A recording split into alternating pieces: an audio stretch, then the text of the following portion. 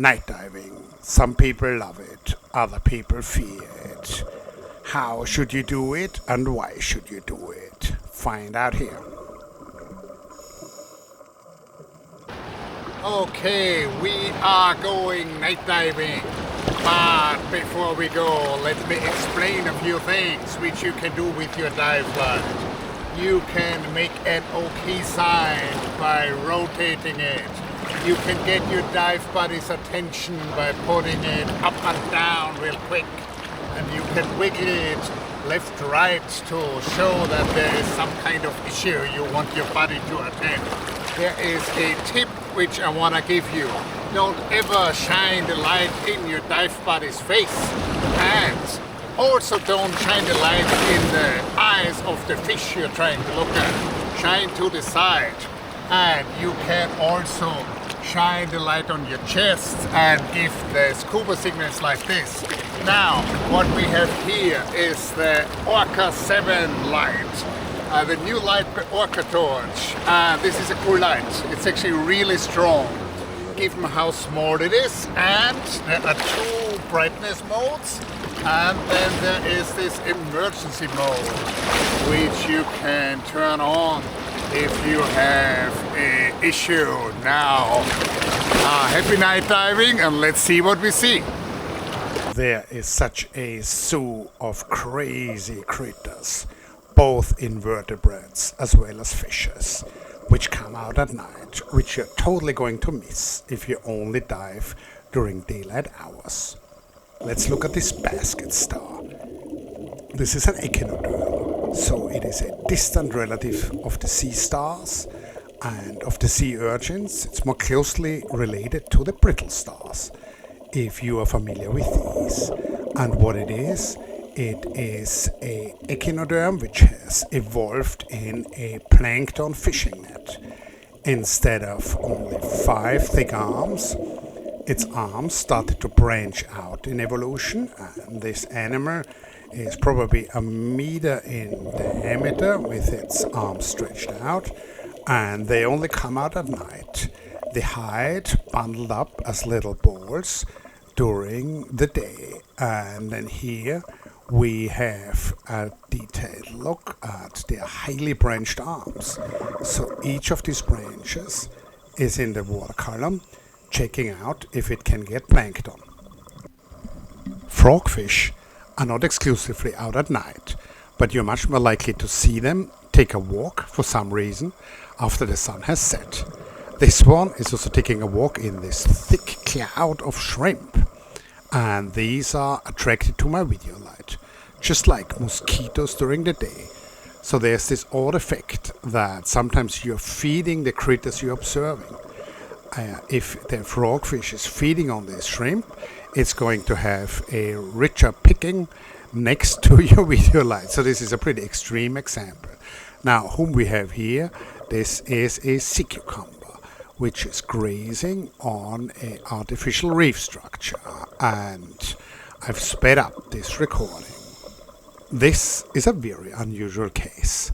And this is also something I saw at night on Negros Island in the Philippines, where actually all of the footage in this video is from. So this is a pufferfish, Arotron hispidus, and it has 2 hanger-ons. It has a shark sucker, which is normally associated with manta rays or sharks, and then there is a so-called pilot fish. This is a juvenile golden trevally, which often also sticks with very large fish like manta rays in big schools. So here there's a single one which is sticking with this pufferfish, and it doesn't seem to be too happy because the pufferfish is not going anywhere. But the instinct in this fish to stick with a bigger fish as a cover is so strong, and the instinct for the shark sucker to suck up to another fish is so strong, that they decided that in this case, in the absence of a big shark or of a manta, this pufferfish will have to do. So also something I've only ever seen at night, only a few times. Now, what you definitely see a lot at night are these crabs. So lots of crustaceans are coming out, and this is a so-called decorator crab. So it stuck a piece of palm tree basically to its back, and then it decided that this is a good camouflage and a good mechanical protection. So there's this whole group of crabs which habitually do that. You would never see them without anything attached to their backs. And this one decided to take a particularly large piece of substrate, this piece of palm tree, which is probably 5 times as wide as the crab itself. Now, a lot of these crabs spend the day dug in, and they would just suffer from fish predation within minutes if they came out during the day.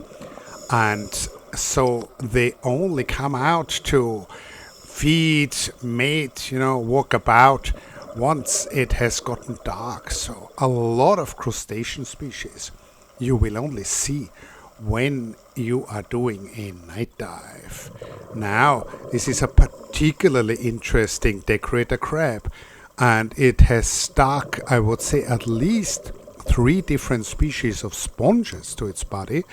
And this animal you don't see if you don't know that it's there, and if you don't see it moving. So the shape and the pattern of this crab has nothing to do with the crab anymore. It's so well camouflaged. It fits in so well with the substrate. But once it moves, it still moves somewhat like a crab, and that breaks the camouflage.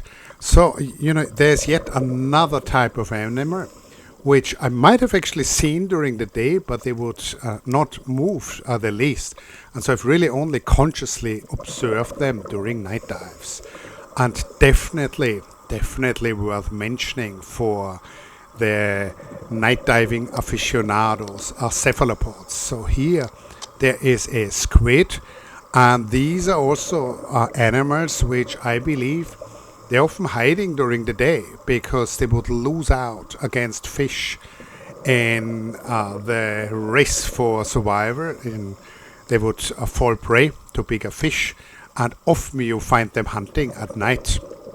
So I hope you enjoyed this night diving footage collection here, all from near Darwin on Negros Island in the Philippines. Here are a couple of lined eel catfish which are moving along in this odd school. Also something you see during the day, but probably more often that active at night.